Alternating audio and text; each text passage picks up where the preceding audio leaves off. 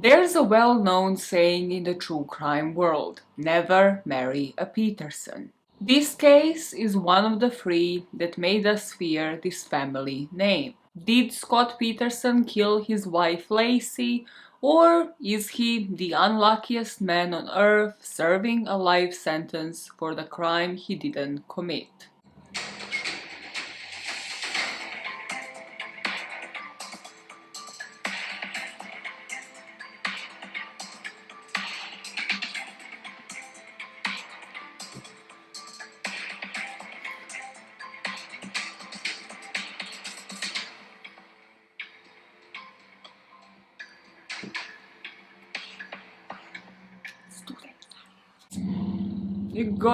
You gotta love how I'm clearly not in a soundproof studio. Hi friends! Maya is the name. By all means necessary is the game. Do you ever stay awake up until 1:30 in the morning, sobbing yourself to sleep because of a true crime case that you have just researched? No? Okay, so just brace yourselves, because this one, in that case, is gonna hit you hard. Like a motherfucker. I forgot how brutal this case is. This one might definitely call for like a timestamp at some point during the video if you don't want to listen to the most graphic parts of it, but trigger warning if you're not familiar with Scott Peterson's case and the death of Laci Peterson. It treats a murder of a pregnant woman and her unborn child, so that already tells you a lot. But basically, once I thought I had a script written for this one, I went on YouTube and went to listen to Stephanie Harlow cover this case in 3 parts, almost like 4 hours or so. And then I realized I only had about like 60% of the script, so I was like noting down. It's like, God bless Stephanie Harlow, where does she even find this information? Probably in the books, which I didn't read for this case. That's why Stephanie Harlow is the freaking queen. If you don't listen to her, get on it. Now, if you have listened to Stephanie Harlow cover this case, or just 100 other people that have done so, and you're wondering, what's your take, Maya? What kind of insight can you bring to the table? I have listened to like 1,000 people talk about Scott Peterson. Well, this is where we are going into the Scorpio territory, alright? And stop exiting this podcast right now. I'm not a freaking nut job when it comes to zodiac signs. Also, Scott Peterson technically, I think, was in between whatever sign comes before Scorpio and Scorpio. I think that's called on the cusp, Maya. And also, the whatever sign is before and after me also sounds like the most Scorpio thing out there that you have said. So only I exist. It's like only Scorpios exist out there, and the rest of the zodiac chart doesn't matter. You see, I don't even know the terms. The only thing that would offer somebody like you in terms of insight this week and especially next week is that I can kind of get into the heads of these people. I don't know if you have listened to the coverage on Leonard Lake and Charles Ng that I have done. That part was a bit too scary, even for me. Like, the way that I could sometimes get into the head of Leonard Lake was next level. That was because we shared a birth date. Here, especially this week, not so much. But in terms of the new insight that I can offer with this case, well, I believe there are certain points where I think Scott is doing certain things for a definite reason and can offer insight into maybe his psyche, maybe. Again, didn't speak to the guy to know that this is how he was thinking. But secondly, what I'm going to try to pinpoint for you are the ways in which the police didn't follow through in the ways I wanted to see it, and then obviously that reflected on how the trial went and everything else, because I truly believe that there are so many points that they could have followed through that A, could have worked in Scott's favor, but B, could have consolidated for so many people whether or not he was guilty. So, without further prolonging that, let us dive into the case of the murder of Laci Peterson. Laci and her husband Scott were supposed to be having dinner with Laci's family in Modesto, California, but instead, Laci's stepdad would be making this 911 call to the police.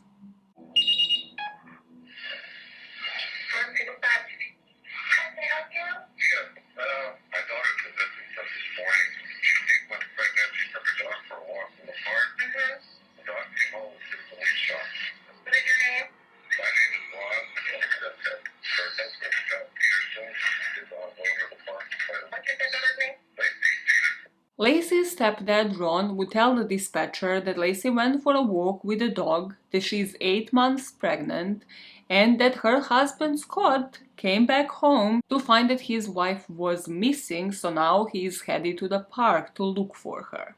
Had Laci given birth, baby Connor would have been 18 today. But Laci will never end up giving the birth to her baby. Before going into the aftermath of that call, let us go into the background on both Laci and Scott. Laci Denise Rocha was born on May the 4th, 1975 to Sharon and Dennis. She had an older brother, and from an early age the family worked on the farm. Laci also enjoyed gardening with her mom, and the work on the farm combined with gardening would really influence her for her later life. What strikes me in particular during this part of the research was how Sharon described Laci. She said that she loved to nurture things and get them to live. And it's such a unique way to describe somebody, compared to like she lit up a room, which in Laci's case is more than true. Like her smile, just like her whole self was just so gorgeous, vibrant, just full of energy.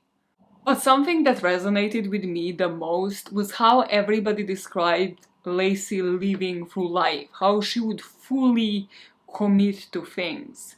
Like her mom would say that she would watch movies and she would just live through all of the emotions. She was such a movie buff, and with every movie she would be going through the emotions of the characters. Like if they were to die, she'd just cry and like mourn the whole character. If they were happy, she was happy for them.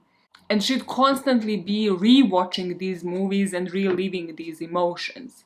And that is me with every single freaking series. The amount of times I have cried for a character in a series versus a character in real life is actually making me question my emotional stability. But Laci was stable. She was just headstrong, just living through everything in life, which is how you should be doing it. Okay, cool. Her parents, Sharon and Dennis, divorced when Laci and her older brother were young, and just like in a ton of divorces, my own parents included as well, it drew the siblings closer to one another. Sharon would move to Modesto with the kids and would eventually end up marrying this guy named Ron Gransky. Laci had a pretty normal upbringing. She was a cheerleader in high school. After graduation, she went to California Polytechnic State Uni, and here she majored in ornamental horticulture, which technically just meant making things look nice. That was dumbing it down to the next level, but it meant majoring in decorating homes, gardens.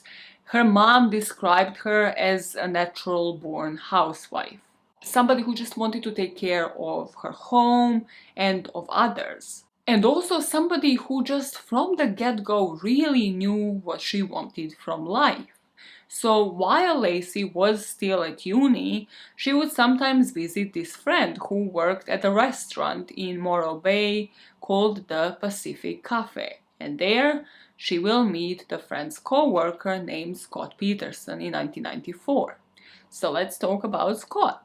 For this part, for every single part in this story, but thank fuck for Stephanie Harlow for this particular part, because it gives the background of Scott Peterson so much more context. So to understand Scott Peterson and who he was, we kind of need to go in the background of his family as well.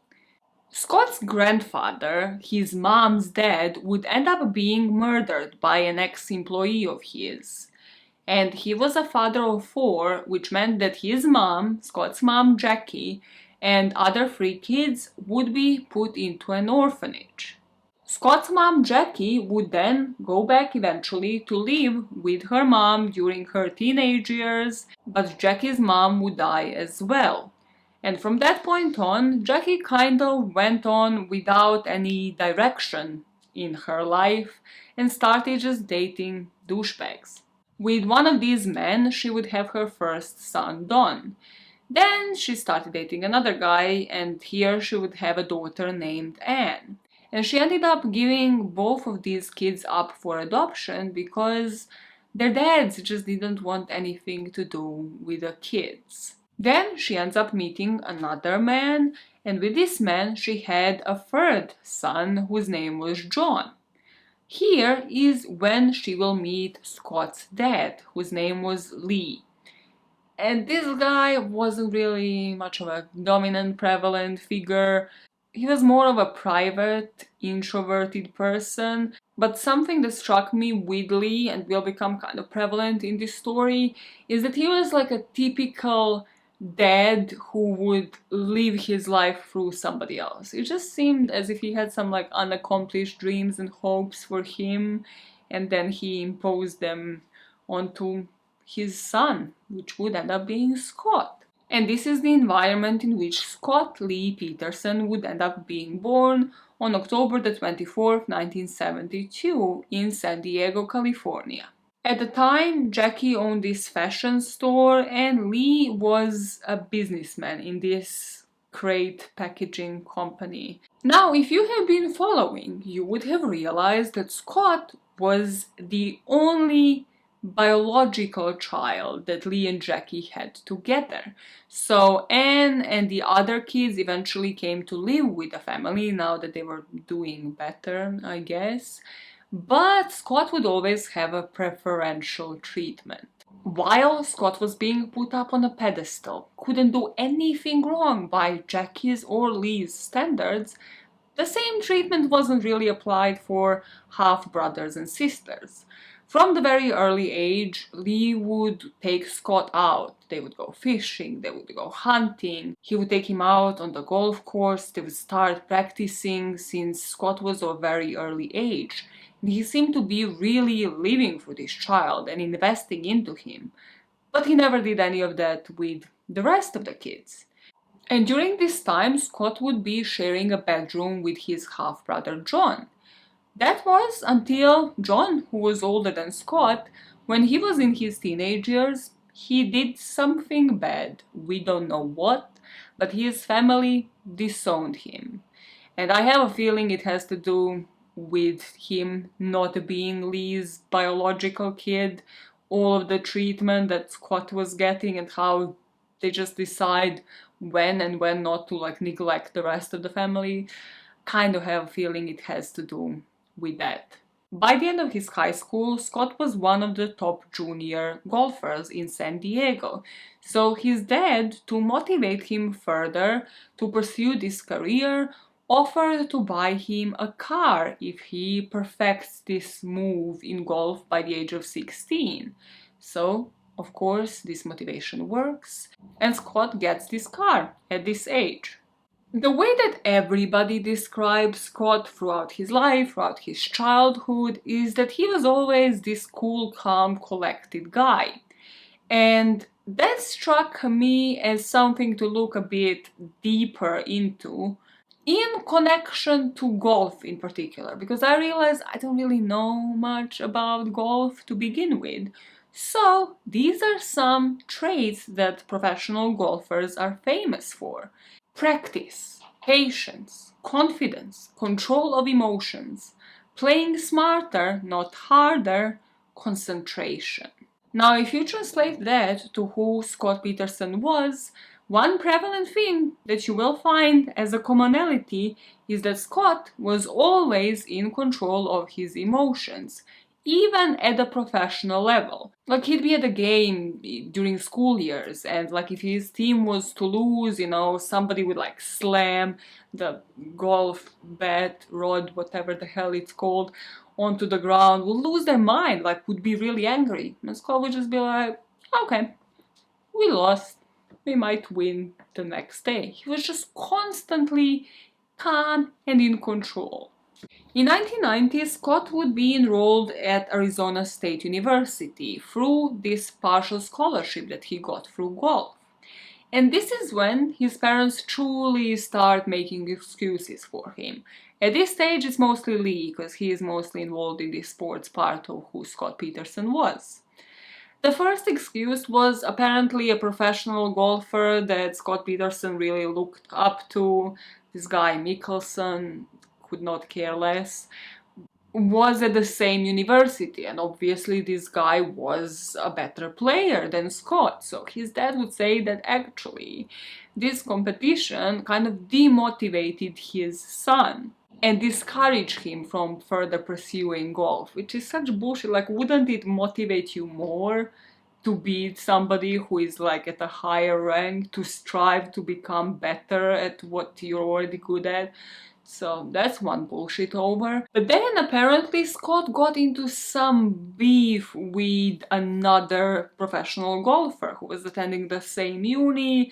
Apparently they went out drinking, and either Scott snitched like to the uni and to the coach that, you know, this other guy was like super drunk, or it was the guy's dad. There are different versions of this story. Or it was the guy's dad that actually said like, Scott is such a bad influence, like the guy couldn't wake up in time to play golf the next morning. So the dad actually spoke to the coach, and the coach just kicked Scott off the team. But in short, that is where Scott's golf career on a professional level kind of ends. He would eventually transfer to a different college in San Luis Obispo, and later would study at California Polytechnic State University.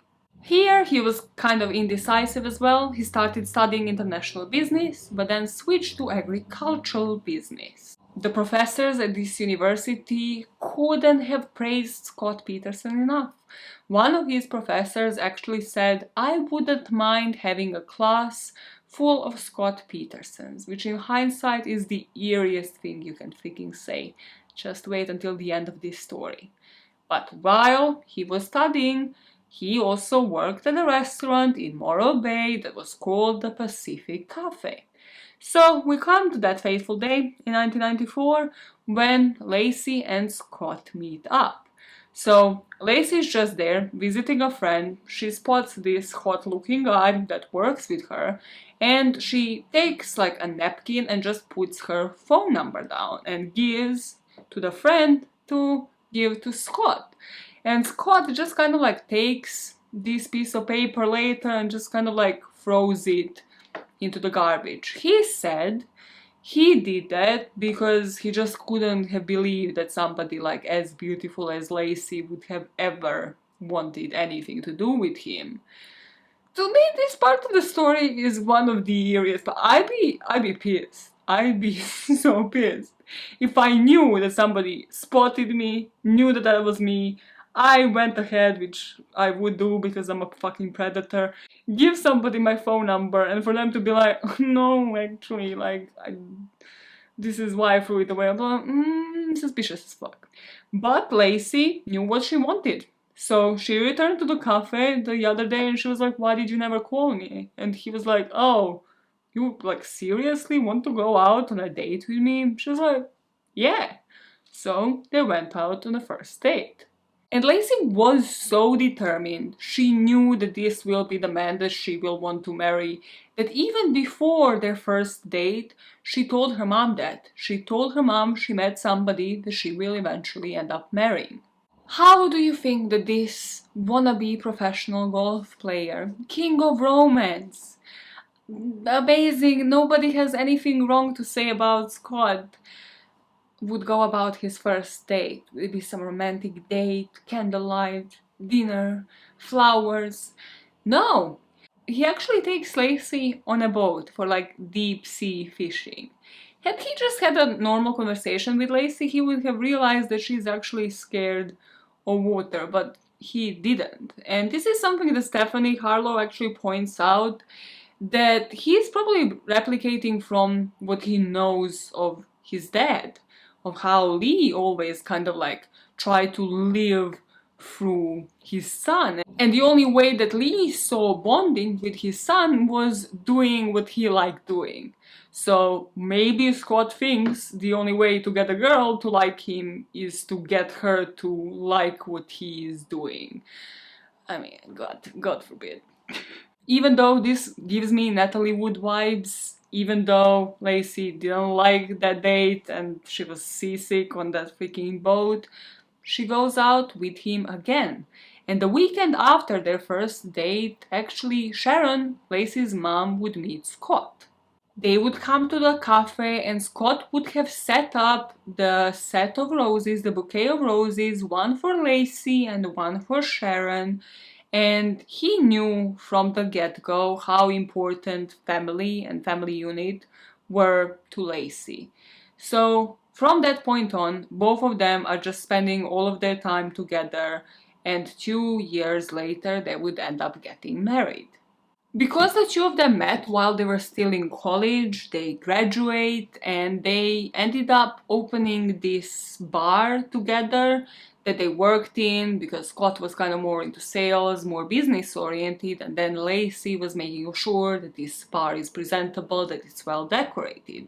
But eventually they sold the bar and bought a house on Covina Avenue in Modesto, and they moved there. And the plan was to move into Modesto because Laci wanted to get pregnant soon. She wanted to start up a family, and most of her family was in Modesto. So she wanted to have all of the holidays, all of the celebrations together with her family. Before Laci got pregnant in 2002, she would be working as a part-time substitute teacher, and Scott was working at this job basically selling fertilizers, but he had a substantial salary. He had a salary of about $5,000 a month before taxes, and they lived well. But this company that he worked for, Trade Corp, had different bases and different conferences that Scott would have to attend to, so he would have to travel for work. For the next 6 years, Laci's family would embrace Scott. They would say that he made Laci happy, that both of them worked enthusiastically, that they really loved their jobs, that Laci enjoyed being a housewife, cooking, entertaining, maintaining that house, just perfectly clean and decorated. And then in 2012, how thrilled Laci was that she ended up being pregnant. Laci's due date was supposed to be February the 10th, 2003, and both of them already had a name set out for their unborn son, which would be Connor.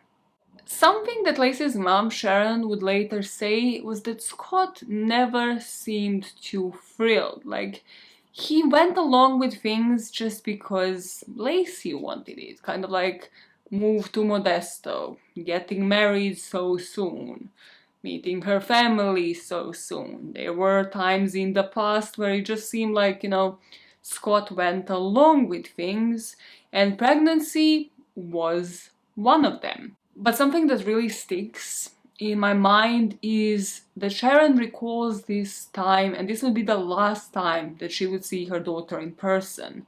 That, her mom kind of like placed her hand on her bump, just sort of like trying to feel for the pulse, feeling for the little Connor moving inside. And that Laci said, Mom, Scott never does this. He never wants to feel the bump, to feel for the pulse, to just feel the child moving. So that would be the last time that Sharon would see Laci alive. And now we move to the day before, so the 23rd of December. When we are referring to December the 23rd, it helps explain a lot of things, but I actually think a lot more importance should have been given to what Scott and Laci did on that day.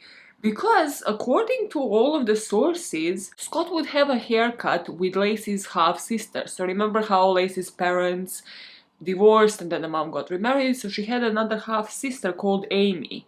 And according to all sources, Laci would bring Scott to this salon, where she would chat with her half-sister and she would do Scott's hair. And that happened every month. And something I couldn't find, and if Stephanie Harlow couldn't find it, I just don't believe it's out there on the internet, that is whether it happened on the 23rd of each month, whether Scott knew exactly when something like this would happen. Because in my theory of this whole story, Scott kind of premeditated this, thought about every single thing, as we are gonna dive into, And I just doubt that he let anything slip up. I think he knew exactly that this was going to happen. And as Amy was cutting his hair, they also spoke about the next day's dinner, so the Christmas Eve dinner. And Amy was just saying how there was some basket, like some present that they wanted to bring to the table, to like the stepdad and everything. And Scott interjects and offers to pick up this fruit basket from that place that was arranging it, and that he is going to, pick it up and bring it to their dinner later that night. Just from Scott's whole life, just from how this story continues, I think here he saw an opportunity. During this time in the salon, Scott also mentioned how the next morning he will go to play golf. Important thing. So he will go play golf, then from there he can pick up that fruit basket, go pick up Laci, just shower, change clothes, and then meet for the Christmas Eve dinner. And during this time at the salon, Laci would also ask her half-sister Amy how to curl her hair in a certain way for tomorrow, so like to show her sort of how to style it. And Amy did so. The two of them leave the salon, they go order pizza, eat some of that pizza at home, and go to sleep. December the 24th comes around, and Scott and Laci woke up together at their home in Modesto. They ate breakfast, and Scott remembers that Martha Stewart was sort of playing in the background. She was making this meringue. He wasn't paying much attention to it because Laci was preoccupied. She had a lot of things to do, and Scott was just planning to go out golf, pick up that food basket and then come home. But Laci was kind of like curling her hair. There was also a recipe for this cake that she was baking for that evening, and this cake would take about 9+ hours to make. So, she had to be on time with that. She was watching TV, and also Scott remembers filling up the bucket of water for her to mop the floor, because I told you she kept the house immaculate, like she kept it clean. She really took care of the interior and made sure that it was always spot on. This part triggers me more than a lot of the parts in this story. Like, I feel like everybody in Scott Peterson's case has that one part that just makes them want to like lose their freaking mind. And for a lot of people, it is that Laci was curling her hair, because while Scott was to go golfing, Laci would go out for a walk with their dog Mackenzie. So this is how she would stay fit during her pregnancy. So they'd be asking, like, it's December, right? It's cold, humid outside. Why would you curl your hair and then go out to walk your dog while, I don't know, the dough rises on your cake? And I get that to a certain degree. Maybe she just wanted it that style. We don't know what she spoke about with her half-sister. Like, maybe she wanted to curl it and then to leave it like sort of be like those loose little curls. We don't know. For me, the part that sticks out in this story, why don't you mop the freaking floor, Scott? Your wife is 8 months pregnant. He's just like, no, honey, I'll fill up your thing and then you clean. You clean once I leave to like have fun and play golf. And another hill that I am not like insanely going to die on is the fact that he went supposedly golfing at first on the Christmas Eve day. That again is because I'm not super religious, not super family oriented. Like, I like to structure my days and do something else on certain holidays as well, so that it's not like a whole day about Christmas. But you might be of a different opinion. Like, why isn't he with his wife at home the whole day? Scott would leave the house between 9:30 a.m. and 10, and according to what he would tell the police later, he loaded some umbrellas to sort of transport them to this storage room that he had at the secondary location. But later, these umbrellas would be found in their garage, in their home. So people started speculating, was he actually loading umbrellas, or was that just an excuse because he was actually loading his wife's dead body onto that truck?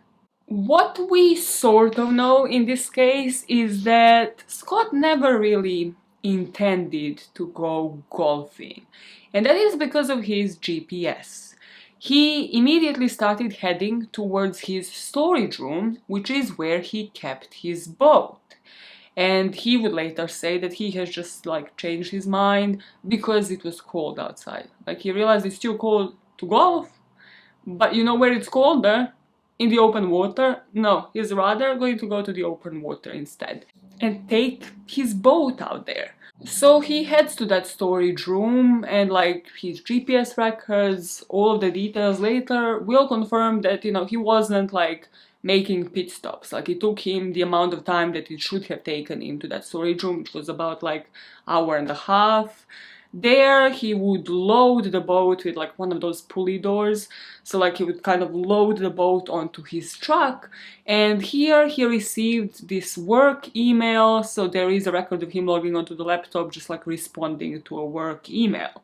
I'm mentioning loading the boat onto the truck because you physically had to open the door and then, well, loading the whole ass boat into like the back of your truck would kind of make a sound, make some noise, it would be in broad daylight.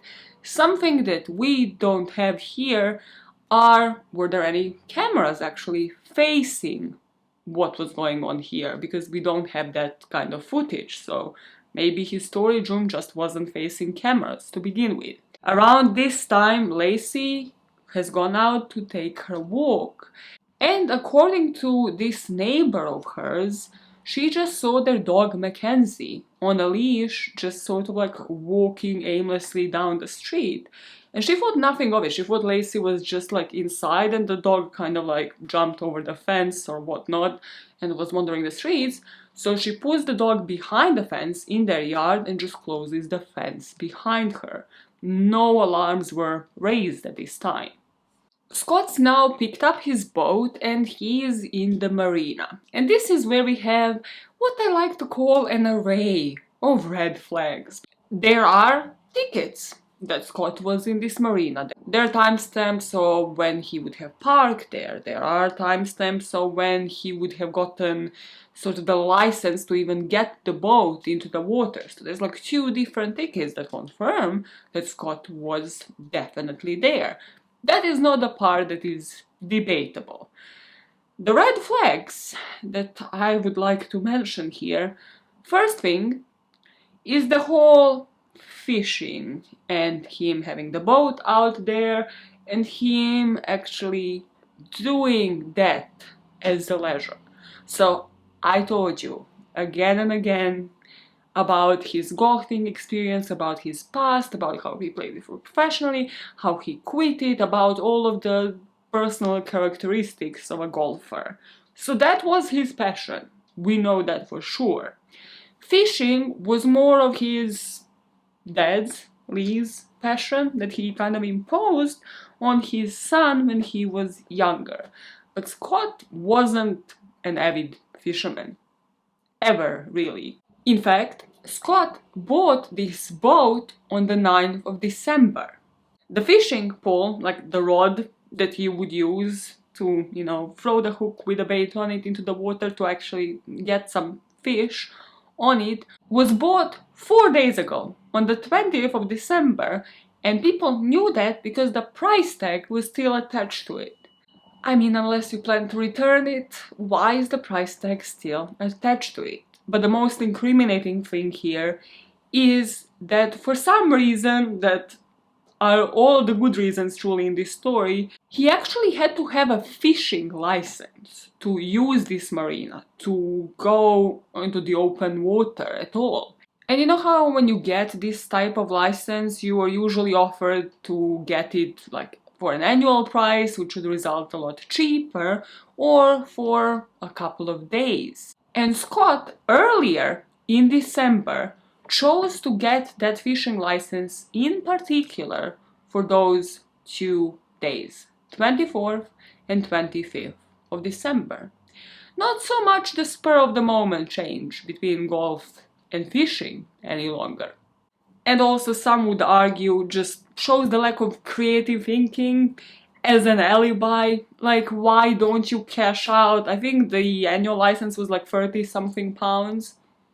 Why not cash out in order to look less suspicious? If you plan to use your newly bought boat, surely you plan to use it for more than, what, 2 days in a row. Otherwise, why the fuck buy it? Why buy the rod? These kind of things aren't cheap. He spent exactly 78 minutes on that marina, from the moment that he parked to the moment that he left that parking spot. At 2:30, just as he finished up, he is driving back home, and as we know, he has about like hour and a half to drive all the way to Laci. Well, he rings her, and he actually says like he won't be able to make it to pick up that fruit basket, and if she could head out there to pick it up. Now, this wasn't a call between the two of them. He would make multiple calls to Laci and would leave multiple voicemails. Scott finished fishing that day at some point in the afternoon and made a phone call to Laci. Hey, beautiful. I won't be able to get to Villa Farms to get that basket for Papa. I was hoping you would get this message and go on out there. I'll see you in a bit, sweetie. Love you. Bye. Scott makes it home at around 4:30 p.m. and he doesn't see Laci. He sees her car parked up in the yard and he sees Mackenzie inside of the fence, so he thinks everything is okay. He thinks that Laci already went to the home, that she has baked a cake and that she has went home and he is going to meet her there. So he doesn't panic, he goes inside. He goes straight to the washing machine and just like sort of takes the clothes that he was wearing that day and puts that load into the washing machine, washes like some other clothes that were there on the side. In my mind, I was like, oh, so he can't mop the freaking floor, but he can wash clothes, bitch please. But he would apparently, because Laci was pregnant and so far ahead pregnant, like she would get sick, nauseous when she would smell certain chemicals. So this wasn't out of the ordinary for Scott. So he puts that load into the washing machine, goes to the kitchen, eats like a slice of that pizza that was left over from last night, takes out some pizza, takes out some milk, and because he is in a rush, he's sort of like eating that pizza and bringing some milk into the shower as he's, prepping to just shower quickly and then head to meet Laci. The pizza and milk thing, I do have a problem with that. Don't you think that I'm just going to miss making a comment on that? Because that, if anything, in this story, I mean, the behavior where he can't get angry, that for me also just speaks for itself. But this is some psychopathic shit. Who the fuck taught this guy to eat pizza with milk? Just imagining how those two flavors would combine makes my stomach turn. So let's move on from that. So he has that shower and now he's bringing, that plate and the glass that he used to pour the milk into the kitchen. And in the kitchen they have the landline and it's showing that it has voice messages. And it shows the voice messages from Scott and also from Laci's stepdad. And this is when the panic sets in, because if Laci's stepdad is leaving the messages, that means Laci isn't there. So Scott picks up the phone and calls the family and he's like, is Laci with you? And they say no. So Scott immediately resorts to saying that she is missing in that case. Because she isn't here, she isn't there, she must be missing. And her family immediately picked up on that language, but they were like, he's panicked, let's just not immediately raise all of the red flags. So they tell Scott they're going to ring all of the friends, all of the other family members, and after doing that they will meet him at the park. So can he take Mackenzie and can he go to this park nearby where Laci would have walked? So Scott does that. And eventually, of course, none of the friends in the family would be able to confirm that Laci was with them because she wasn't. So they would meet Scott in this park. And just another heartbreaking thing, like her mom would say they would be opening garbage bins, just hoping that, you know, they don't find their child inside of a garbage bin, which just strikes me visually so hard, because you're just like, your heart stops in your chest, you open up a garbage bin, you're like, okay, there's nobody in there, and then you kind of move on to the next one. It's just gut-wrenching, while he's there, allegedly knowing what has happened to Laci that morning. While they were either on the way to the park or like on their way back, they would have met that neighbor that put Mackenzie behind the fence, and she would tell them exactly at what time they found Mackenzie, so around 10:30. So this just confirms for the family something definitely has happened. And this is when the call from the beginning of the video is made to 911 from her stepdad saying that she is indeed missing.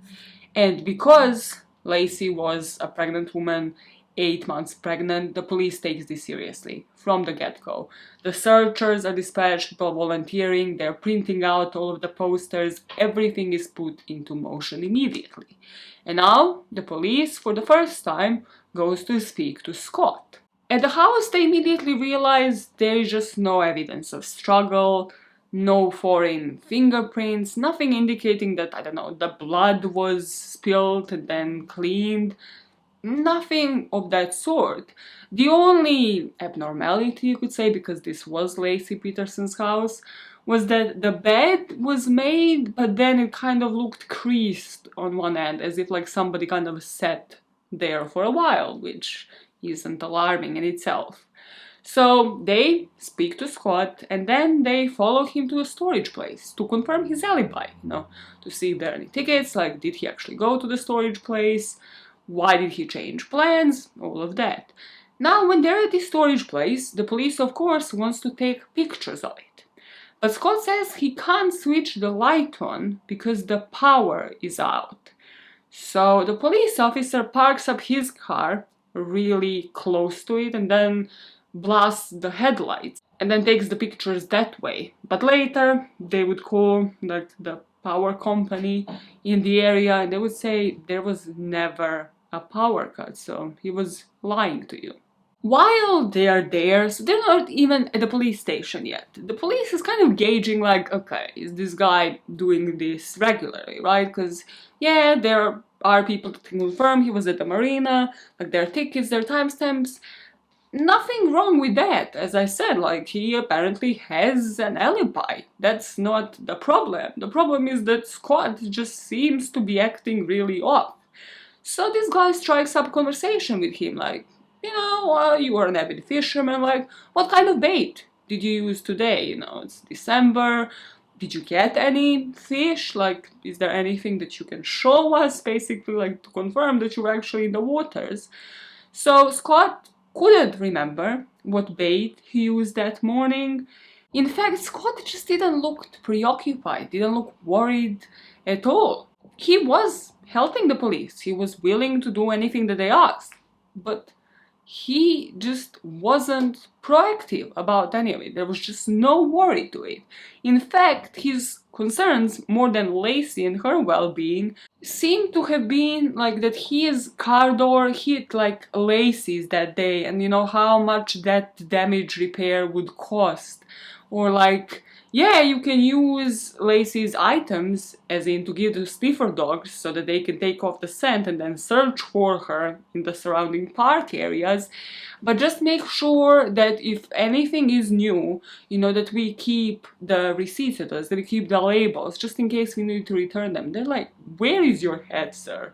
Like, this is fucking concerning behavior in itself. Why do you care about how much things cost when this shouldn't be your priority number one right now, right here? The police would bring him in that same night and they would end up questioning him for 7 hours. And they would offer for Scott to do polygraph. And again, he cooperated. He said, no issue, but I'm really tired, you know, after 7 hours interrogation, after everything that happened today. Can I go home, sleep it off, and then meet you here tomorrow for a polygraph test? So the police officers say, yeah, no issue, because he was cooperating with them. But the next day, Scott changed his mind. and he would soon end up lawyering up. In the next few days, which means on Christmas Day, Boxing Day, and the 27th of December, when the family should be around the table celebrating with their loved ones, including Laci, including the child that technically was viable, could have already been born. They are organizing press conferences and they're setting up rewards for Laci. 900 people during those first couple of days have helped search the area, and Scott is always there. And I don't necessarily agree with the saying too many cooks, like too many cooks spoiling the broth, which by the way dates from like 15,000s, and they considered it a proverb even then. The origin of the expression is basically what it is, the belief that too many cooks are actually going to do a worse off job making one simple soup. And usually I'm like, well, yeah, if the cooks are like really just bad and don't know how to do their job, otherwise that soup should be served at Michelin star restaurants. In this case, what I mean by that is that Scott was showing his face. He was there, he was present, he was getting the calls from the tip line. But he was just kind of showing face, he was just appearing. In fact, what people have said is that Scott wasn't even helping. He would be at a police station where people every day would place Laci's pictures all around the walls of this police station, of the office where they have set up the tip line, where people were helping out, and every day Scott seems to have been taking some pictures off. And most of those pictures that he was taking off the walls had his face in them. On December 26th, the police officers knock on his door and they serve Scott a search warrant. And they're just like, yeah, can you just sign it? And he says, oh, you didn't think I was going to sign this without the presence of my lawyer? And they're kind of like, well, we have a search warrant issued, so you just, eventually need to sign it. So we are just kind of giving it to you, so you do whatever the fuck you want, lawyer up if you need to, apparently, 2 days after your wife's disappearance. To which Scott just looks at them and says, where's the trust? I find it interesting that Scott is the guy that would watch a movie and while Laci would live through the emotions of the characters, would give so much love to all of these performances and would breathe through them. Scott would be the basic guy who would just remember certain lines. This might prove useful to him if we refer to Martha Stewart and what he has watched on the day. But as the search continues and Laci and the unborn baby Connor were nowhere to be found, well, certain theories start popping up in people's heads. Scott was always seen as a primary person of interest, possible suspect. They didn't name him that yet, but they were looking into him. And here you could really say that the police did have some tunnel vision. But there will also be a burglary that has happened on the same street, kind of like the house across where Laci and Scott lived. And the dates of this burglary will be heavily debated, because the only logical sense would be that it had happened on the 24th, when Scott was out and Laci would be there. As in, the only logical sense in the story to support that maybe somebody else harmed Laci except from Scott. But then the police would say that no, this burglary actually happened on the 26th, because they would eventually end up catching these two burglars. And they would question them, and immediately during the interrogation, these two burglars said, we have nothing to do with the disappearance of the pregnant lady. Which in itself sounds suspicious, but then they couldn't connect the two. Why it couldn't have happened on the 26th would be because the media was already there. As soon as Laci disappeared and media picked up this story, they were camping out in front of Scott's house to see his face, to question him, to see if there's any movement on the story.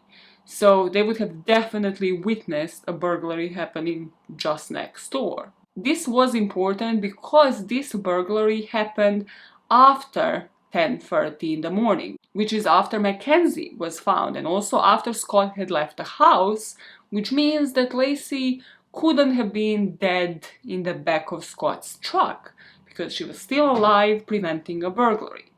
This was quickly discarded. Then there were other theories in a way of Laci was still alive after he left the house because multiple people, like dozens of people, have reported seeing her. And they will be determined that that was Laci who they have seen. There's like a whole map, like a whole mapped out situation of exactly the spots where people have claimed to have seen Laci.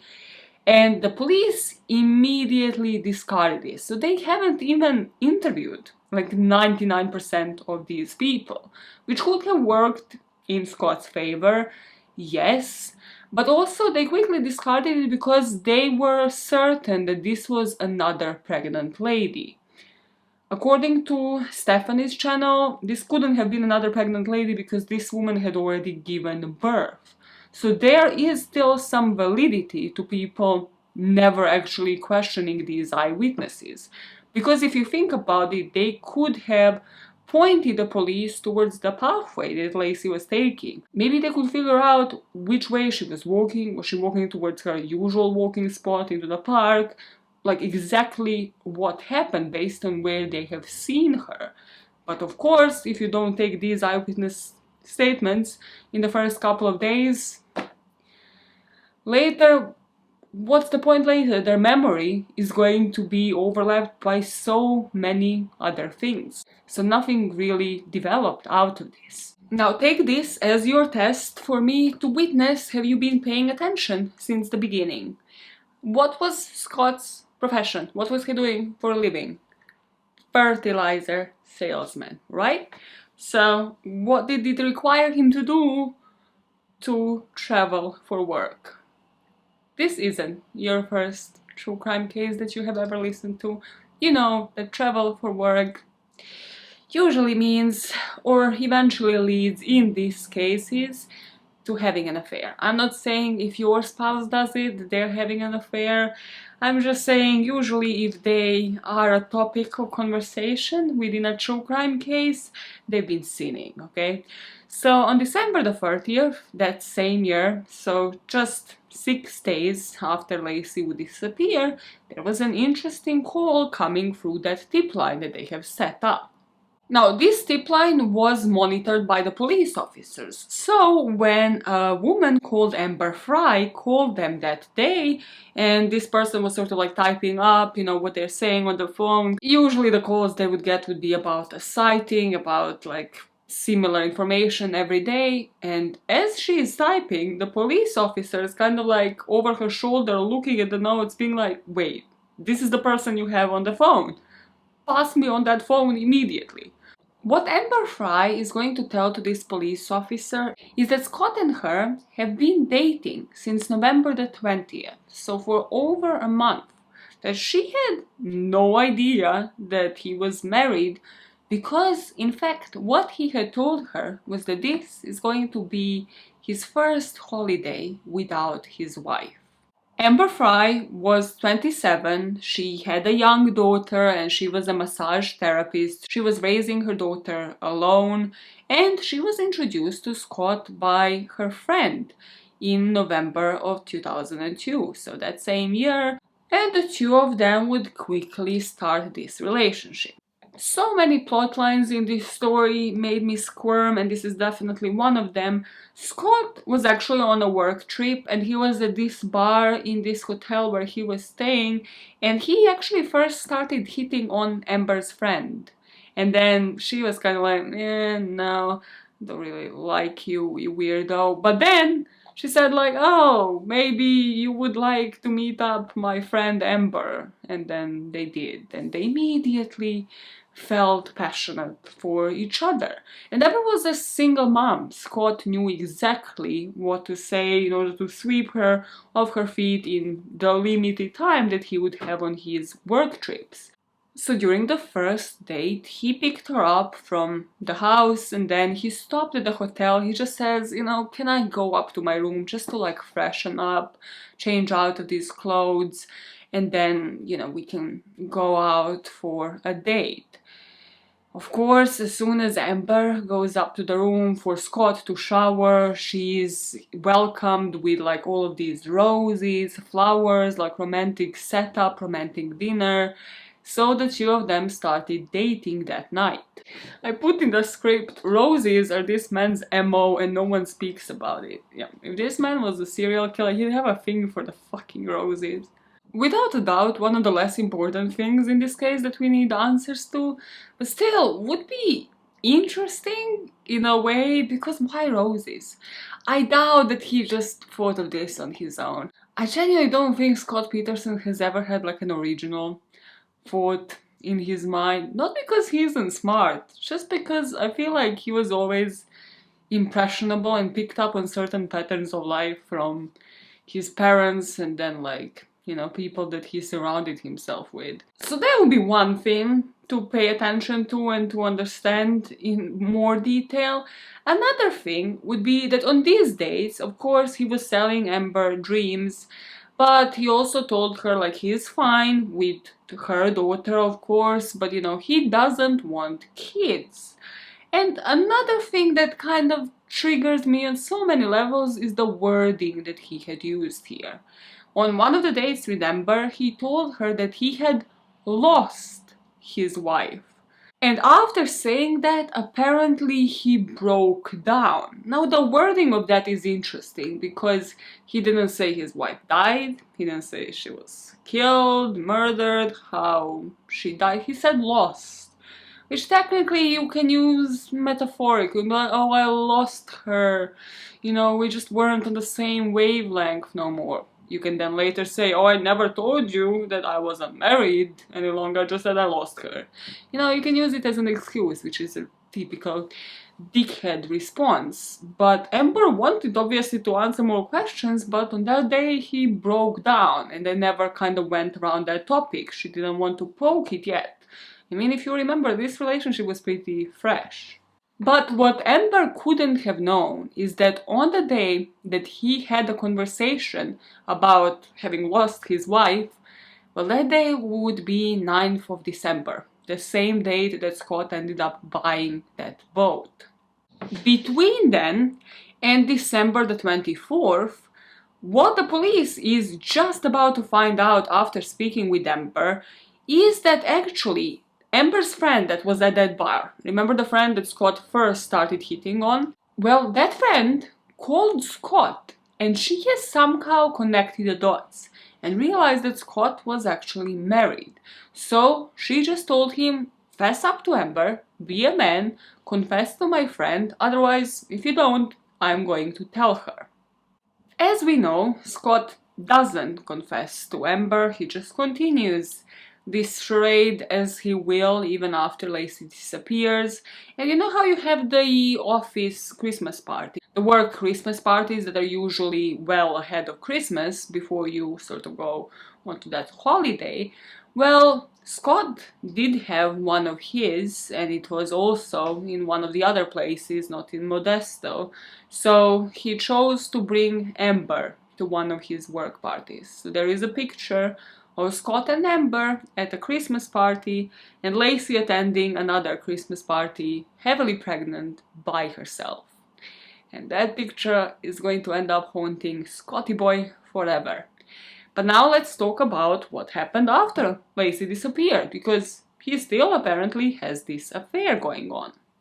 What the police would discover after having the warrant for his house and later checking all of his devices is that Scott had 4 different laptops and 4 different phones.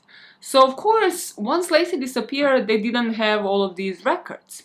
Had they had those, they would have realized that Scott was still communicating with Amber, but now kind of less and less frequently in order to avoid the scrutiny of the police. And now it makes sense in hindsight why he would have been taking all of the pictures of him and Laci down, why he only wanted pictures of Laci on the missing posters. He just didn't want Amber to catch him out. Well, luckily, Amber called the tip line this night because the police would immediately ask her if she was to accept having the phone calls between her and Scott recorded. And she says yes, she felt tremendous guilt because she didn't know that Scott was married, let alone married with a woman that was pregnant, that was expecting his child. So she just offered to do anything to help. And on the 31st of December, so New Year's Eve, a public vigil for Laci and Connor would take place. And some family members spoke up on stage. They still asked friends and the family to never stop looking, sort of reminding people they're still missing, thanking everybody for helping out with the investigation. Scott wasn't one of those people. He was seen interacting with people off the stage. There are certain people that have seen him, sort of smiling with like young cousins of his, to which he would have a response for everything, like, oh, he didn't want them to worry or whatnot. But there would be a phone call from that vigil to Amber. And during this phone call, Scott is going to tell Amber that he is actually in Paris, and it's New Year's in Paris. It's already like past midnight, so he just called her to wish her Happy New Year. And he's like, the crowd is huge. Yeah, we are in front of the Eiffel Tower, while he's at a vigil of his late wife. I cannot go, like, my whole skin crawls up when I think about this. Like, the crowd is huge, like as if it's a fucking concert, as if it's a fucking celebration. So of course everything is on tape. There are going to be 29 tapes. Just Scott constantly lying to Amber. I love it. I love Amber. I just don't say anything against Amber in the comments. I beg of you, I'll fight you. Because Amber didn't know. She fucking didn't know. And the moment she found out, she cooperated with the police. Scott would call Amber again later that night. So like when it was midnight in the US. So, 2002 turned into 2003, again to wish her Happy New Year's. Again, the recorder is just taping everything. And Amber has been acting perfectly throughout all of these calls. I just love it. She's just like, nope, this is it. This is who I am right now. I'm the actress Amber Fry, and this is how I shall behave. And I love it because he just paints a picture of where his mind was at 7 days after his wife has disappeared on New Year's Eve. January calls for really strange behavior by Scott, or you could just say just more and more guilt showing up on the surface. Some would say the same way like when he told Amber that he had lost his wife and that this will be the first holiday without her. Maybe he was just preemptively actually trying to tell her something, that he will lose his wife rather than that being in the past tense. So on January the 5th and the 6th, Scott would make the trips to the same pier where he would go fishing on that day, and he would literally just like make that 90-minute trip and then get out of the car and just like stare at the pier. Just watch the water for like 5 minutes and then go back into the car and drive back home for an hour and a half. And we know this because the police was tailing his ass, and this was kind of, again, just another suspicious thing that he would do. He was aware, even though the police was using unmarked cars, but he would later say he thought it was always the media following him. So on all of these occasions, Scott would be driving like a freaking maniac, and he would say that he was just trying to lose the media and just trying to clear his head, and that's why he would be making those trips to that same area. And on one of those occasions, as he's driving and trying to lose all of these cars following him, he would end up calling Amber and confessing to her that he is actually still married. But he would say on this call that Laci knew about the affair and that she just didn't mind. And also Laci's missing now. You probably heard her name on the news. And on that call, Amber just immediately had a light bulb moment and she just pushed him further. She asked him, well, why did you then tell me that this is going to be the first holiday without her? You apparently don't know where she is yet. She's missing, right? They haven't found her, Scott, so why would you say something like this? And he just keeps telling her that he can't tell her the answers to that yet because he's protecting all of them. And I listened to all of these calls. I don't think I will play plenty of them just because of the really bad quality, especially on Scott's side. It's as if he is like purposely trying to muffle the sound, which again wouldn't surprise me. But on all of these calls with Amber, he just sounds so done. He just sounds so over it. He's just waiting for her to have like the straw that broke the camel's back moment and to just break up with him. Because, well, if he does, then he's gonna look suspicious. And it just, every single one of those calls just gives me some level of joy, to be honest, which is rare in this case because this case is morbid. Because it's just, life is so hard on the cheaters. I mean, you start up a relationship end of the month before the month that you plan to kill your wife. Like, make it make sense, my man. Make it make sense. You don't want to be in one relationship and you also don't want to be in the one that you started. Like 6 years after being married to your wife. Just why? Why then begin it? Also, another thing, 9th of December, if you already are buying the boat, if you are already planning this murder and you are telling her that this is gonna be the first holiday without your wife, why are you also not breaking up the side relationship? Like, there's so many points in this story where I was like, why did he complicate this for himself so much? I mean, I'm glad that he did, because he's clearly a fucking dumbass. But had he not done that, had he not been just a complete dumbass who like got himself into this affair, he probably could have actually gotten away with this. Had it not been for Amber and all of the calls, honestly, I don't think this case would have had the same impact in the court later. At this time, he was already renting different vehicles. He said he didn't want to use Laci's car and then he didn't want to use his because the police would know how to track it with the license plates and just like the systems within the car. So he started renting the cars. And then again, he would just go to the marina, just stare, and on January the 9th, he actually checked into this hotel for a night. And what I put in the script here, because I find it intriguing, like of course they had evidence from the day of the 24th that Scott was in the marina, like all of the tickets, the license that he purchased, receipts for the boat and the fishing rod, all of that. And now, well, they're tailing his ass, so they have the records of where he had been. But something that I noticed the lack of is these kind of records, but prior to the 24th. So how many times did he go to his storage room? Can they not track that with the GPS? Because probably can. And that would have been useful to sort of prove premeditation, to see if he had actually had, like, I don't know, any practice runs. Did he have any other short-term fishing licenses taken out? And also, one of the more important things is that once the police would have warrants for the storage room for his house, in that storage room, they would find receipts for concrete, large amounts of concrete. And they would be able to prove, just from what they found within the storage room, that Scott has actually used that cement to make 5 different anchors. So they only found one homemade anchor and the rest of the cement was gone. So where are the other anchors? Where is the rest of the cement?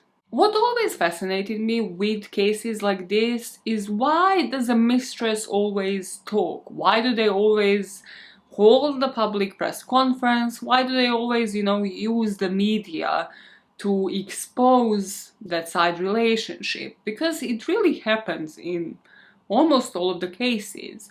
And here, there was a valid reason. At this point, it was only the police that knew about Amber and Scott.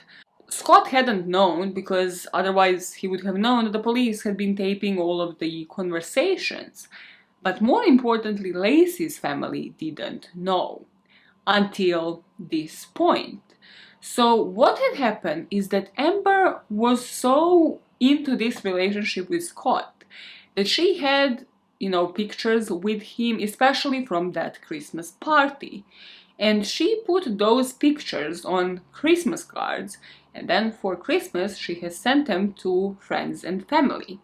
And the media, while they were digging into the story, trying to find anything on Scott, well, one of Amber's friends rang up one of the media companies and said, "I have something for you. There's this card with Scott Peterson and his mistress Amber." So luckily this got to the police because the media was kind of like blackmailing them in a way, saying that they're going to publish the story. So the police had to react and get to Laci's family first to tell them about this affair. And up until then, Laci's family was behind Scott. They believed that he didn't have anything to do with this.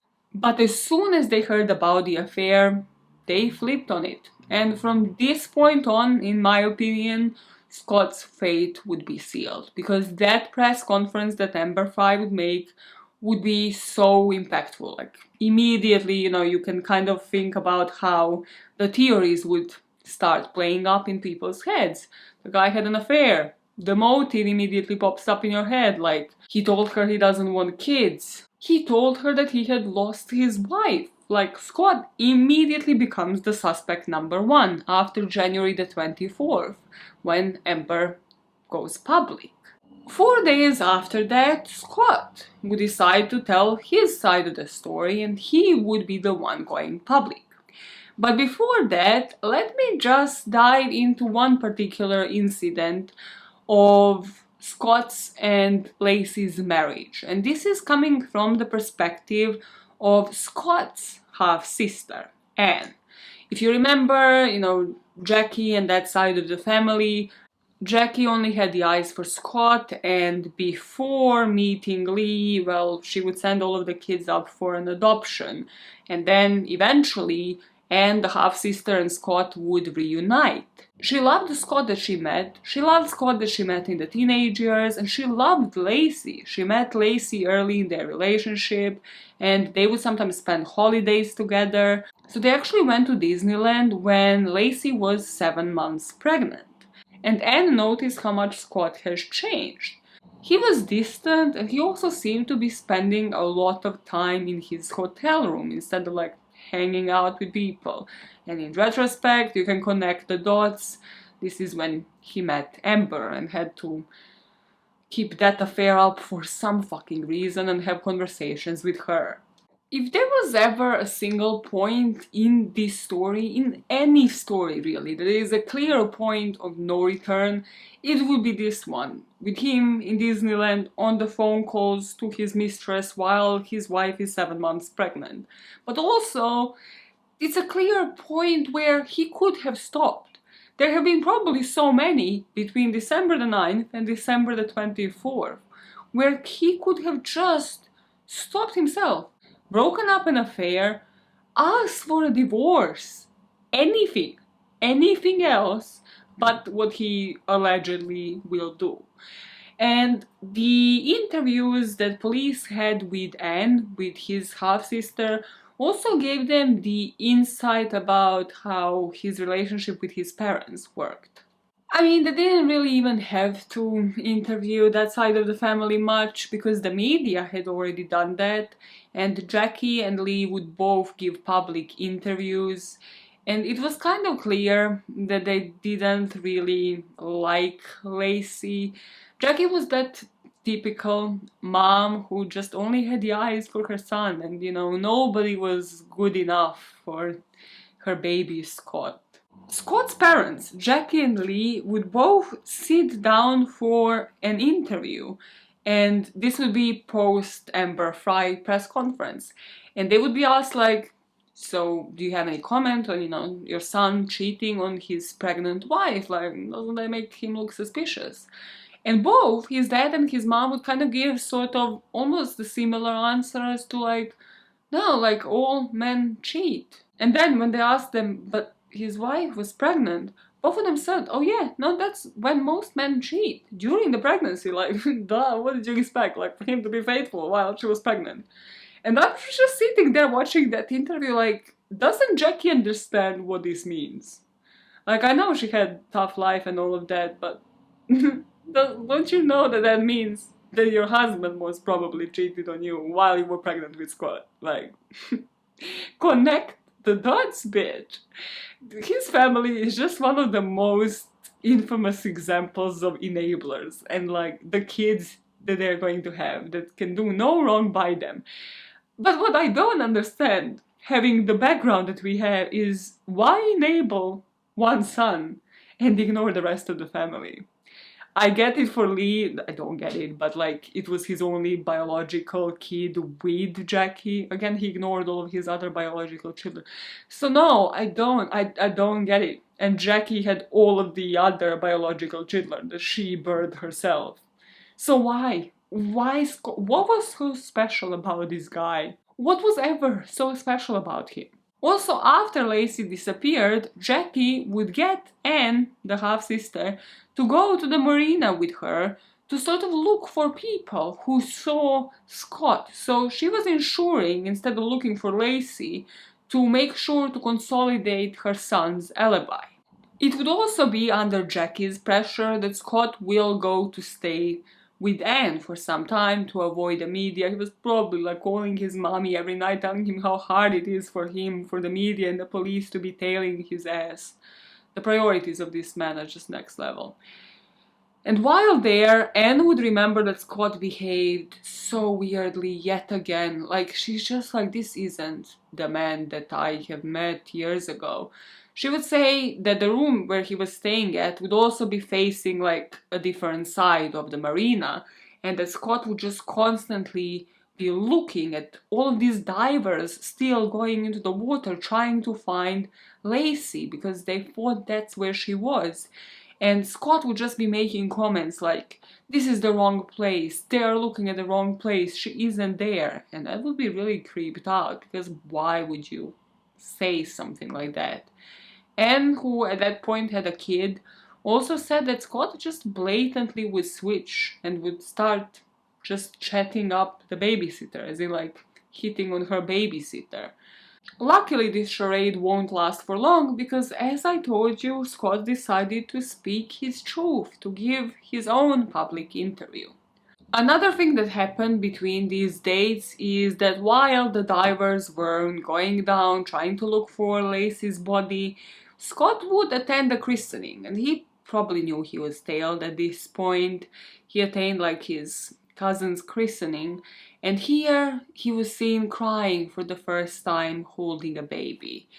And this could have been for him to be seen by a police officer crying, or maybe he has some part of his soul that is maybe active, that again he's finally being hit by the fact that he will never be holding his unborn son due to his own doing.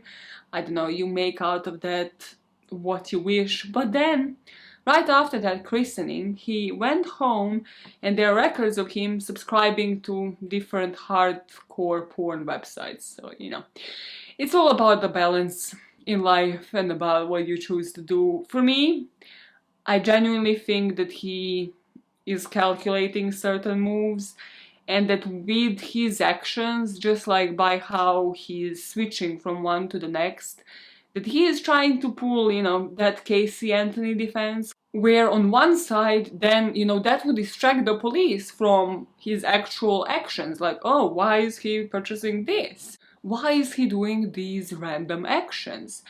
Or probably in his head he thought that by doing that, people are going to see it and be like, well, this couldn't be the guy who had anything to do with his wife's disappearance, because had he done so, had he been so preoccupied and so worried, well, how could he be functioning like this, you know? This is the guy who doesn't have a guilt-ridden mind, which, no,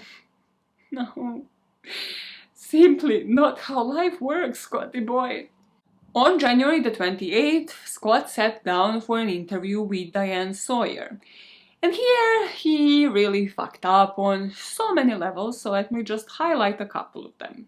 Here, Scott would reiterate that Laci was aware of the affair with Amber and that she was okay with it.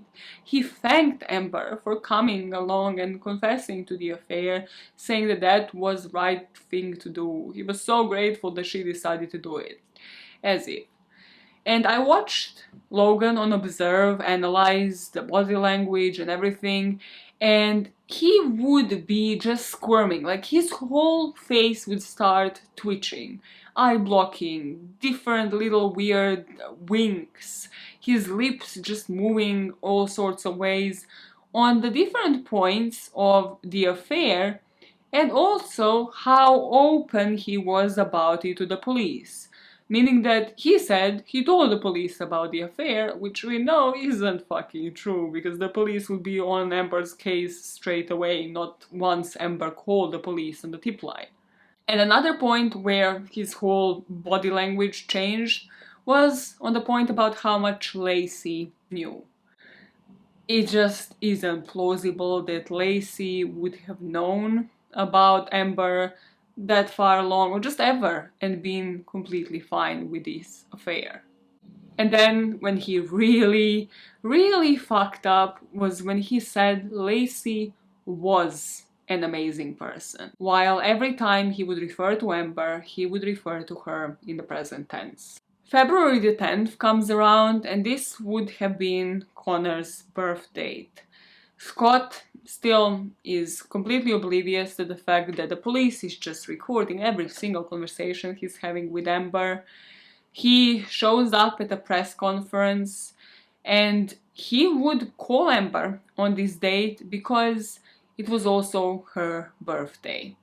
He also ensured, and this is just next level, he sort of, because he couldn't see her, but he also couldn't tell her why he couldn't see her, he ensured that she gets a present. So he sort of arranged like a delivery to her house. So he told her like, hey, if you just pop outside, like there will be a present for you.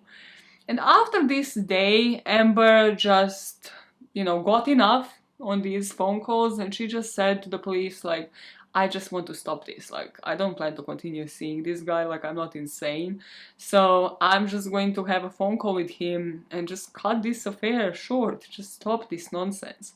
So she does that. She tells Scott that it would be a good idea they stop speaking, and it's on this call I genuinely feel like Scott felt relief. He was waiting for this moment, and he kind of like started doing that thing like, oh, let's have a mutual breakup, like it was also my idea, that would be the best for both of us.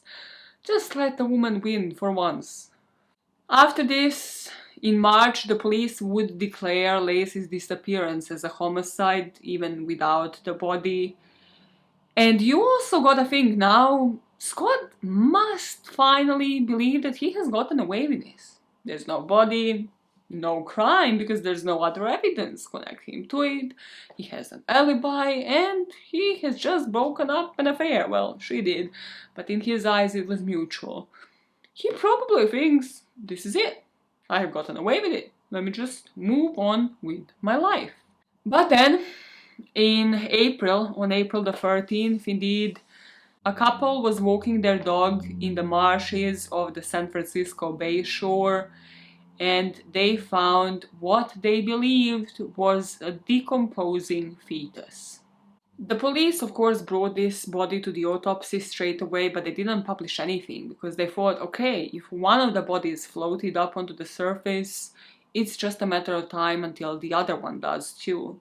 And only one day later, another person walking found the body of a recently pregnant woman, and this woman was wearing beige pants, maternity bra, and her body had washed up a mile away from where the baby's body was found.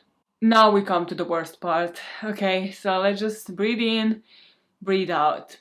The woman that was found without her head. Her limbs were missing, including also one of her legs and most of the others. So it was practically almost only her torso that had been found. On April the 18th, finally, the test results would verify that these were the bodies of Laci and her unborn son, Connor. Now let me outline the most bits of the autopsy. The one that is most confusing is why was the fetus outside of the mother, and that is due to something that's called coffin death, which please rename that term for the love of God. So the autopsy technicians would be unsure whether the baby was alive or dead when the fetus left the mother, but he was in a better condition than Laci was, meaning that her body and her womb sort of acted as a protection for the most of the time, and that probably both of them were dead once they went into that water, and that the baby was dead within the mother, and then it kind of just, with that coffin birth process, left the body and swam up to the shore before her. They believed that baby Connor would be dead because there was no food in the baby's stomachs, which would have indicated that he was not alive at any point. And also, Laci's torso suffered a few cracked ribs, and also it was emptied of internal organs except for the uterus, which would have protected the fetus, which would have protected Connor. Because of the level of the decomposition, they could never determine the actual exact cause of death, which just kills me inside. It just kills me inside. And yes, if you are connecting the dots, the speculation here is that all of the limbs were missing because of all of the anchors that were attached to those limbs once the body was dropped into the water.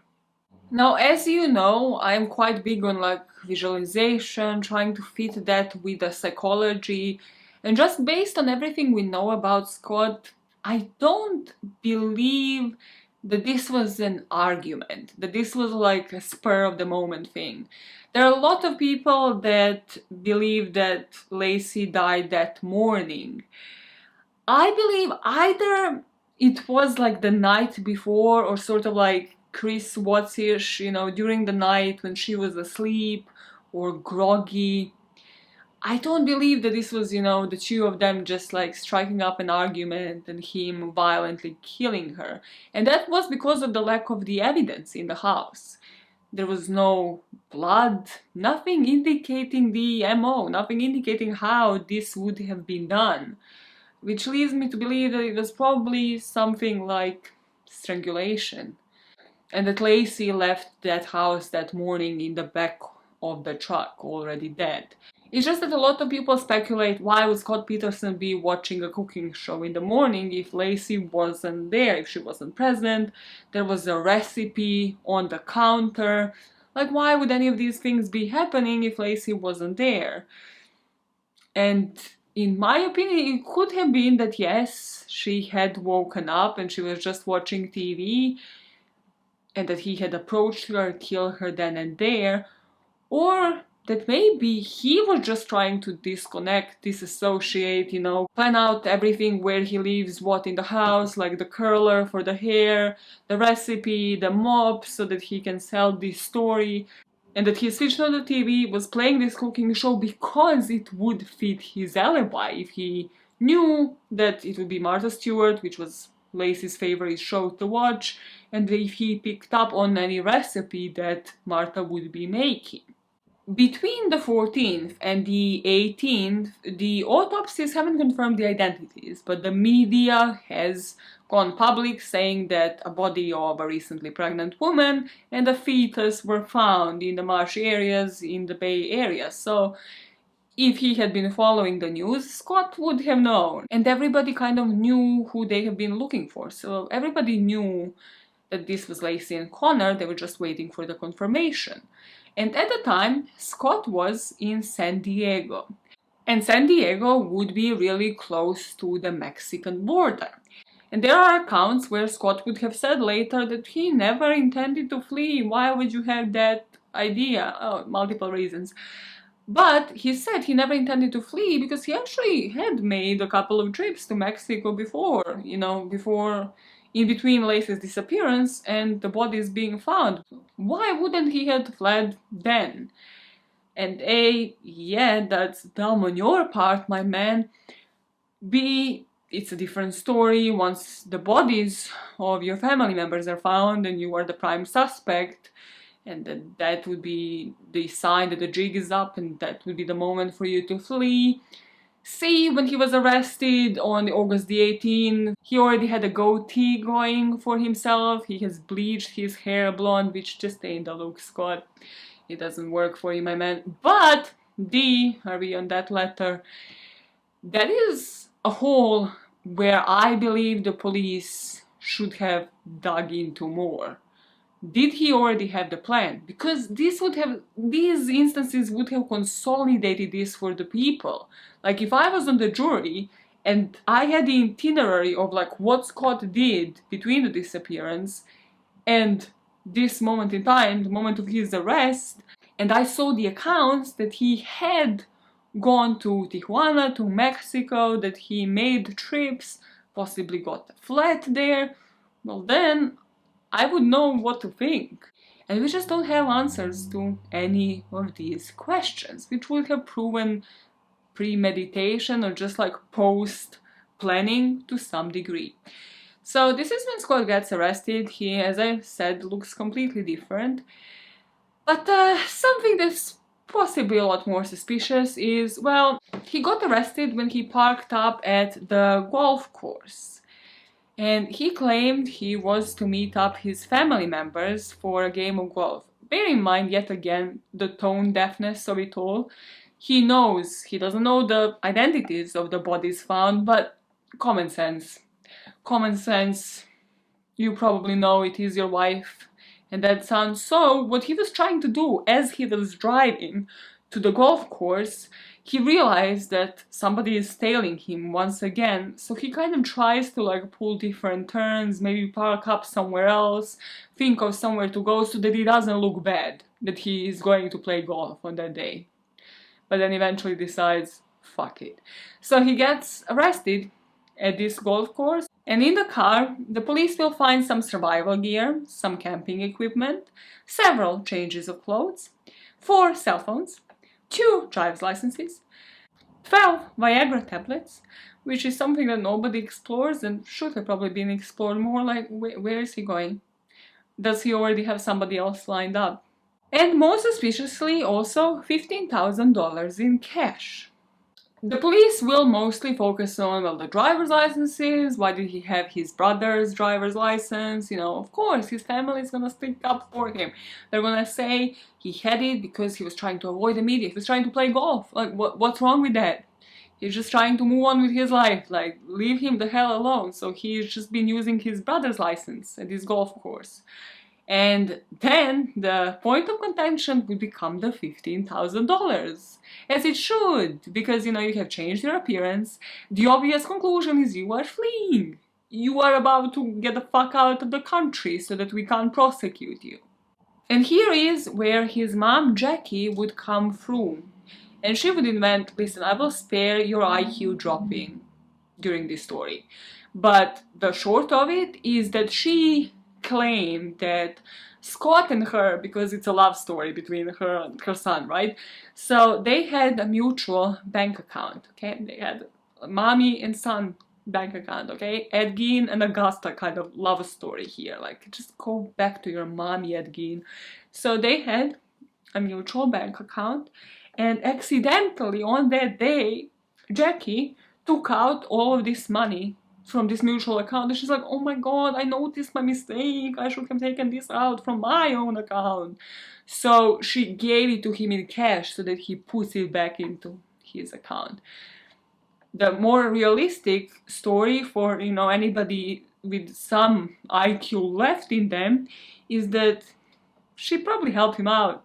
He probably asked his mommy to take this money out so that it's taken from her account with her name on these slips so that he doesn't look suspicious and so that they can't connect that money to him once he fled the country. Once he gets arrested, he chooses this famous defense lawyer to defend him. This guy's name is Mark Garagos, and he famously represented Chris Brown, which just tells you everything. But before the trial begins in 2004, actually Laci's parents would make sure to fight for something. And that something would be to pass the act within the White House, with President George Bush signing that bill into law, and that is to ensure that Scott Peterson and anybody else who is suspected of killing a pregnant wife with a child that would have been viable, meaning that could have been born alive, causing death or injury to this unborn child, would be charged with 2 separate offenses. So he's going to be tried for the murder of Laci and for the murder of Connor, which is wild that this wasn't passed on as an act before this, but luckily it was. So we go to June 2004. This is when Scott Peterson's trial will start, and they would move from Odessa, of course, because this is, where everybody would have known this story. They moved to this county called San Mateo County in California. But let's be honest, wherever this trial would have been moved, the whole world at this point knew about this case, let alone anywhere in California. And this would be the basis of the rest of Scott Peterson's life to begin with, but also something that I haven't researched or looked into until this case, and that is because I never covered a case that spoke about this, and that is that they could have chosen to sequester a jury. Now, if you have had a day of Latin, a day of Spanish in high school or somewhere, you would know that yes, sequester is from sequestrar, meaning to kidnap. So they could have paid the jury to stay in this private hotel to make sure that they don't have any access to the media, to the newspapers, to the internet, to any of the devices, and that they literally just go between the courtroom and this hotel. But this wasn't done. So of course, if you hear something in court, it isn't clarified for you, I would be the first one to admit I'd go home and Google the shit out of that fact. I'd be Googling, searching, making sure that I have all of the details that maybe aren't explained in court. And that is exactly what would be happening throughout Scott's trial. The opening statements began, and prosecutor's opening statement was kind of like mild. They never called him a murderer. It was just kind of like a ramble of a story that has happened, that they believe had happened on that day, giving a possible motive that he would be responsibility free after he killed his wife and then soon to be son, and mentioning that he did have a mistress on the side, which would kind of add on to that motive. But then the opening statements by the defense was a lot more powerful, just because Mark Garagos was a more impressionable character. Just more dramatic, leaving more of an impression, which is what you want the opening and the closing statements to do. So, if we were to judge by the opening statements, Mark Garagos would leave more of an impression. Before we dive into the evidence, let me just get this out of the way. 3 of the jurors will end up being replaced. The third one, like, really close towards the end. So I just want to mention sort of like the reasons why. The first juror would be dismissed because he apparently started up a conversation with Laci's brother, and you aren't supposed to talk to the family members. And this is because this juror offered to Laci's brother to just go out of the courtroom with him, because if he was in the presence of a juror, the media wouldn't be able to publish those pictures, sort of to give just family a bit of privacy, because they were going through so much, with the media everywhere in front of the courthouse. But this has been seen, so this juror was dismissed. The second juror was dismissed because they were doing research on the side, and apparently that was found out. And the third was dismissed within the deliberations process, which I don't even know how the fuck that happens, but apparently this juror was one of, well, the only one, really believing that Scott might potentially be innocent, that there is evidence showing that, and he was arguing with the jurors. So they complained about him arguing with them, and then they changed that up. There's a lot of debatability here about him having a fair trial. I don't think he had the worst trial ever, mostly because he didn't have the worst representation ever. he had a pretty decent lawyers. It's just that some of this evidence will be stronger than the other. And yes, I do think that he could have had a lot better jury and just a lot more stability within the court. And that will eventually come to light during the trial and also after. So now let's speak about the evidence. In terms of actual physical evidence, there was only a single hair that was confirmed to be Laci's, and this single strand of hair was found in Scott's boat. And it was also connected and stuck into pliers, which I can't explain and nobody really cares to. And I'm just thinking, why are the pliers in a boat?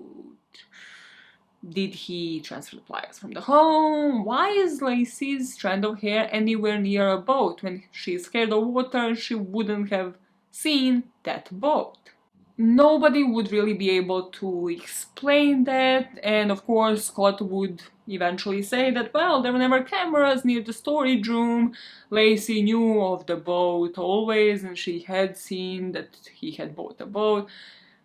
You know, the same way that we can't confirm whether or not there was a body in the boat that day because there's no CCTV showing that, we can't confirm whether or not Laci knew about the boat. In terms of circumstantial evidence, there was plenty. There was all of the bizarre behavior that was all on cameras and off them, the eyewitness testimonies, him lying about the affair, lying about where he was going that morning and then switching up that story. Something that I haven't mentioned, that is that during this investigation, Scott also looked into selling the car and the house. And this is before the bodies were found. So this is before he definitely knew that his wife was dead, which would be weird because if your wife was actually missing, why aren't you staying at the house where she knows where to return? Certain jewelry that Laci would wear always upon leaving the house, still in the house, so they knew that she wouldn't have left on her own accord. And also the fact that she was found in those beige clothes, those were the clothes that she would be wearing to bed. So it made people believe, well, that she wouldn't have left the house in those clothes to walk the dog. And also that maybe she died during that evening, during the night. Most incriminatingly, probably, among the circumstantial evidence was all of the cement that was all over the trailer and the proof that they had that he made 5 different anchors and that only one of those would be found and no cement would be left. Just to make sure that this sinks in, because this is the most morbid part, by attaching the anchors to the bodies, I believe that Scott wanted, eventually in the decomposing stages, to speed up the decomposition and, well, the separation of the limbs, because he probably expected for all of the limbs to be detached and obviously for the police then not to be able to find her head, for the dental records never to match up with Laci, and not to be able to find her actual limbs, like her arms, for the fingerprints to be able to connect it to her, meaning no body, no crime, because she would never be able to be identified, which is just next level of sinister. And then once they actually searched this whole, like, 4 laptops, 4 phones, well, Scotty Boy has conducted searches before the 24th of December for fishing reports. Such fishermen, why such basic shit? Why are you conducting fishing report searches? Weather conditions. Interesting that you conduct weather conditions, but then you know it's cold and you switch up between golfing and fishing on that day. And on these fishing reports, he would be zooming in on the right areas, and those were shown in court. And it's just so beyond, because he zooms into this one island, and where the bodies were found was literally just like adjacent to it. So they just swam up on the shore adjacent to it to bite him in the fucking ass. The defense, led by Mark Garagos, of course, had an upper hand up to a certain degree because they could refute all of this evidence, being like, that's circumstantial. What does that prove? It proves nothing. It's a strand of hair. Like, it just doesn't make sense. He has an alibi. You know, you don't really have anything on our client. They also offered so many theories. Satanic cult, again, I will not bore you. There are probably plenty of videos out there going in depth on this.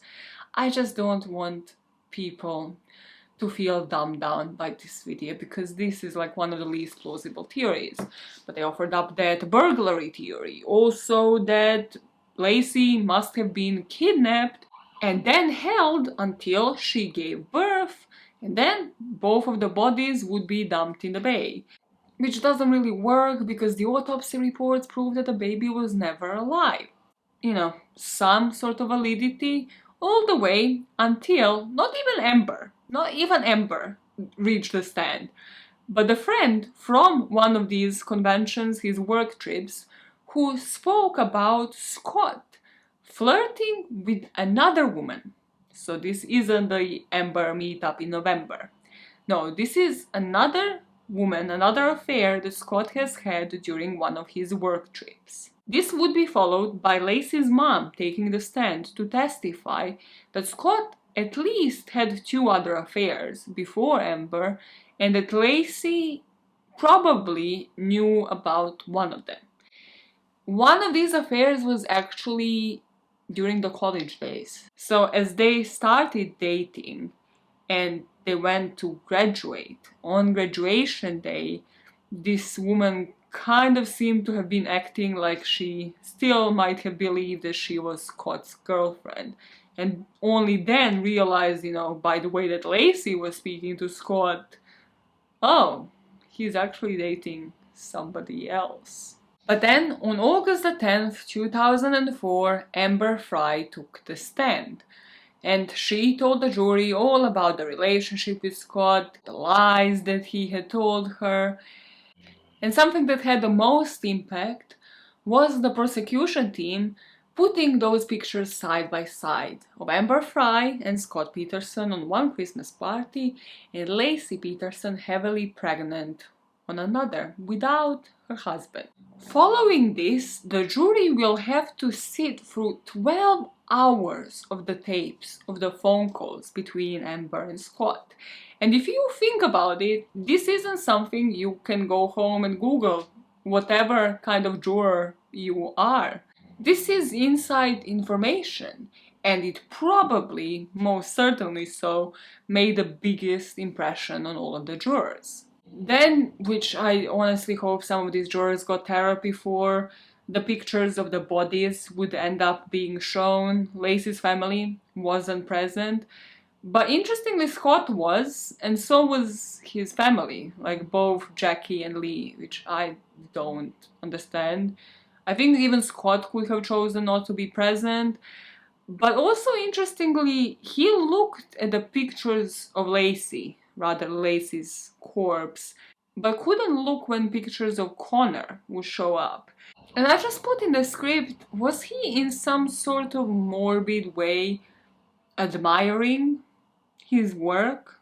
Just in some sort of like morbid curiosity, because of course he wouldn't have known the extent to which these anchors would have actually worked in different stages of the composition. I mean, unless he has done this before, which also is a really weird method to like figure out how to make anchors and how much cement you need for all of that for somebody who just isn't skilled fisherman, skilled at any of this. Which again brings me to believe that like his family was a lot more involved. Nobody mentions this. And I'm sorry if like I'm too harsh on the family, but Jackie with taking the money out of the account, even if you never ask the question, you must believe that he's gonna try to flee, or why else are you taking the money out? And with Lee, well, how did he come up with this whole anchor thing? Again, whatever question Scott asked, he probably didn't come up to his dad and was like, hey, how would I go about decapitating somebody in the least obvious way. How would I go about obtaining this amount of cement? Because that's not what was found in his Google searches, and it just troubles me that I don't have the answers to these questions. So that means that probably somebody in his life had the answers of like how much cement to buy, how to go about creating anchors, all of that would have worked against him in the court of law. In terms of the evidence his defense team had, Garagos would call on a medical expert who would testify that Connor actually died no earlier than December the 29th, meaning that Laci was still alive when she was reported missing. But then he would testify when cross-examined that he kind of depended on hearsay, and also told the cross-examining prosecutor to cut him some slack. So that didn't really make much of an impression. Then, as for the evidence, they also showed the Martha Stewart show from that morning, because the prosecution team would say that Martha Stewart never spoke about meringue, so the defense team kind of showed it, which proved to them that Laci would have still been alive, because why would have Scott watched Martha Stewart? To support that theory, they also showed the online searches and some online shopping for umbrellas, these like girly-like umbrellas apparently, and red women's scarves from that same morning, which they're saying like, why would have Scott made these searches? Like, this would have definitely been Laci. They had all of the witness testimonies, all of the timestamps confirming his alibi. But again, if you think about the direct evidence instead of circumstantial evidence, they didn't have much to show for either. So after 5 months and more than 180 witnesses called to the stand, the jury was left to decide upon the verdict. And during the penalty phase, because they first have to decide if he was guilty, and then whether or not they're going to decide upon the death penalty or life in prison, the family could go on the stand and leave impact statements. And something that will stick with me forever was what Laci's mom said. She recalled a moment before Laci's funeral where she was left alone with a casket, and she said that even though Laci and Connor were in the same casket, Laci couldn't hold him because she doesn't have any arms. As Laci's mom was making this statement, Scott was just smiling, having some bands with his lawyer, Mark Garagos, and then Jackie. And then Jackie took the stand to make the impact statement, and she begged for her son's life. And she said, if the jury condemns him to the death sentence, it would be like Laci never existed. This doesn't make any sense. Like, is Laci defined by Scott? I don't understand what she's trying to say. Like, just go to your mommy Augusta again. Just suck on some tit. Clearly, she loves you like no other woman ever will be able to. Fuck me. Like, what does this even mean? I mean, it can't mean anything else than if Scott doesn't exist, then Laci doesn't exist. Because what, she didn't exist before Scott. So on November the 12th, 2004, despite the fact that murder weapon was never found and there was no physical evidence tying Scott to the murders, he was found guilty of the first-degree murder for the death of Laci and then the second-degree murder for the death of Connor.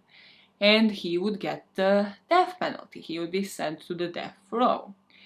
And here the crowds cheered on the outside and the jurors immediately went out to give some statements. And just these jurors, I don't know, it just seemed like they were too excited to like pass on this statement. They were like very much so convinced that he was guilty, but it kind of sounded like, yeah, send him to hell, to the death penalty, send him to the gallows, basically. Like, more sounded like, whoa, they have achieved some lynch mobbing shit rather than actually bringing on like a civilized verdict. But of course, Scott is going to start appealing straight away.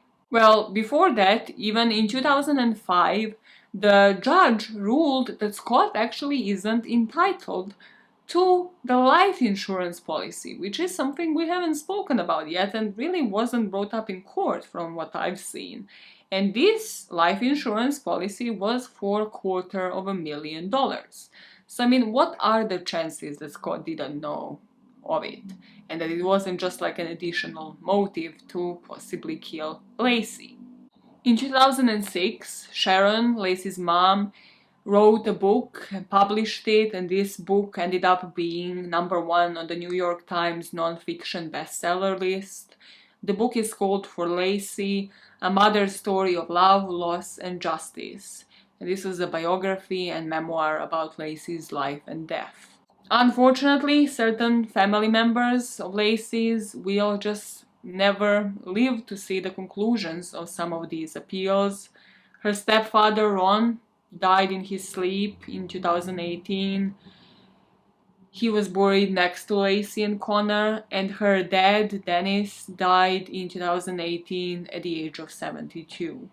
Now, Scott had a couple of appeals, appealing his sentence and, more importantly, the death penalty. His new set of lawyers tried appealing that he couldn't have possibly been on a boat with pregnant Laci and then also flipped the body over with all of those anchors, that the boat couldn't have handled that the boat would have flipped in itself. But they conducted this experiment, but the experiment had a completely different boat and also a different sized man, so that just didn't work as the appeal. During his very last appeal, his new lawyers chose to go for the classic, the representation in the initial trial, saying that Garagos messed up because he actually never brought up the witnesses that he mentioned during the trial. The witnesses that could have confirmed where Laci was and saw her walking, and all of the witnesses that he said he will bring up later in the trial that saw Scott in the marina on the other end of the town by himself. And another point in that appeal was that one of the jurors, so remember how they replaced one of them?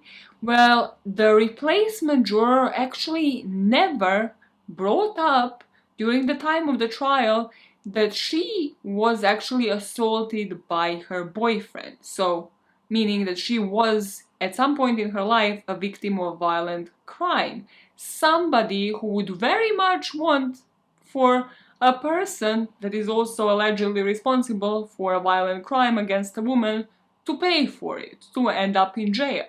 This appeal partially worked. So on August 24th, 2020, only last year, his death sentence was overturned, and that was on the basis of the jurors that were picked for the trial.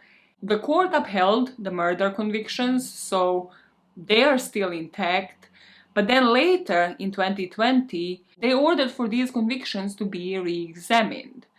As of the day that I'm recording this now, in September 2021, this is where the things stand. Some news can come up literally any day depending on how the police is actually investigating this, and that is all on the basis of that juror that didn't disclose that information in trial.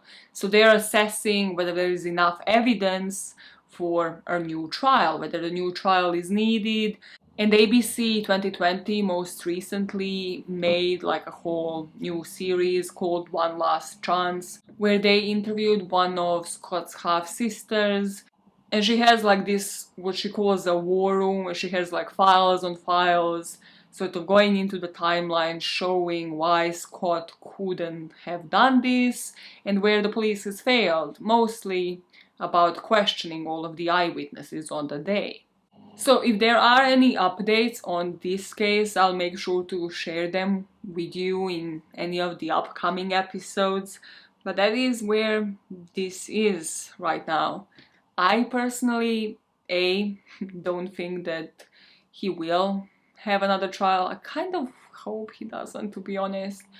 And in terms of what I personally think about his guilt, I always say on this channel and on my other YouTube channel, it's always the story that just flows better. is the story that makes the most sense. The story where you have to stop the least amount of times to question what is happening, what is somebody saying, like this story just doesn't really flow, and in this case that just isn't Scott's alibi. It just doesn't make any sense. But that there are flaws in the investigation, that they have only focused on Scott, but kind of like in the wrong ways, yes. What I would like to see is all of the searches that have happened, well, not all of them, but like between December the 9th at least and December the 24th. What the hell was going on during that time, between the time that he got the boat? Can we prove that timeline? Because if a new trial is called for, then we kind of can't just repeat the exact same things. We need something stronger. It means we need something else to actually make sure that the convictions are upheld. So as I pointed out, for me personally, there are gaps between December 9th and December the 24th, including why buy that boat, why buy that license, the whole thing about the cement and the anchors. The 23rd of December, was this something he did on the same date every month? Could he have planned for that part in this story as well? Did he plan everything on December the 24th, like watching Martha Stewart doing the online searches, or was this really done by Laci? Why that date? That is something that troubled me and I don't have answered. Why would you do it on a Christmas Eve unless you really think that because of the holiday season, because of how that will play out in terms of like how your affair works and all of the trips that you have lined up, that you have lied about, to like Paris, New York, wherever the hell he was telling Amber that he was, because of, well, that haircut the night before and then the dinner on that day. In his head, he had to do it on that day to get away with it. If we are saying this is calculated, this is premeditated, this is planned, we kind of need answers to all of those questions. Like, how do they fit into that storyline? And I don't have them. I couldn't find them anywhere. Because we can't be saying at the same time that he has premeditated this, that he has rolled her body over, attached to 5 different anchors, which he had bought in advance, with the boat, with the rod, with the whole fishing preparation and the license, and also be saying that this is the spur of the moment thing and that he killed her on that same day. We can't be saying both things. So we believe that it's premeditated, which means we kind of need the answers as to how and why this particular day. But in terms of whys, before we have that information, if we ever will, let's discuss the potential motives. Here, every account of events identifies Scott as a narcissist, as a narcissistic killer, meaning he's somebody who would harm those who no longer fulfill his needs. If we look into Petersons, the one pattern that pops up is that all 3 of them were spouse killers. And spouse killers differ from the usual perpetrators of like anonymous crimes of violence. Interestingly, they're usually older and don't have a criminal record to show for. Meaning that this comes usually as a surprise because they have less of a criminal record than somebody who is just a compulsive killer. And usually these killers involve themselves in marriages where both parties have a fixed role, which I find interesting in this case because it is kind of true, you know. He's a salesman, she's more of a housewife, really nurturing, wants a child, completely different traits. So in this kind of dynamic, for a while, each person follows their own fixed roles, but then when an introduction of a 3rd person happens in this kind of relationship, that leads to the instability of balance. And yes, here I know that this isn't like a passive tense, like, oh, the person was introduced. It's more like Scott was seeking the affairs. Speaking of the affairs, usually in the spouse killers kind of relationships, there is some form of gain. They would have gotten something out of it. So here, yes, he could have continued having an affair or plenty others. He would have been responsibility free, without a wife and without a child. To which, yes, Laci's mom said he could have just asked for a divorce. As simple as that. That would have been the solution. And another reason, another possible motive that came out during the appeals was the insurance policy. Not only would have he been responsibility free, free to do anything he wanted, he would have also gained $250,000 to support his freedom.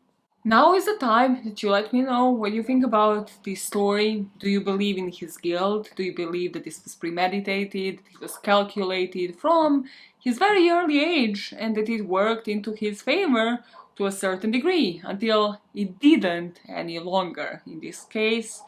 Or do you believe that there just wasn't enough to convict him, that he didn't have a fair trial, that he should have a fair trial, and what would you like to see answered during that one? Because if we are having a different trial, you would plausibly like to see different kind of information answered to and referred to in that one.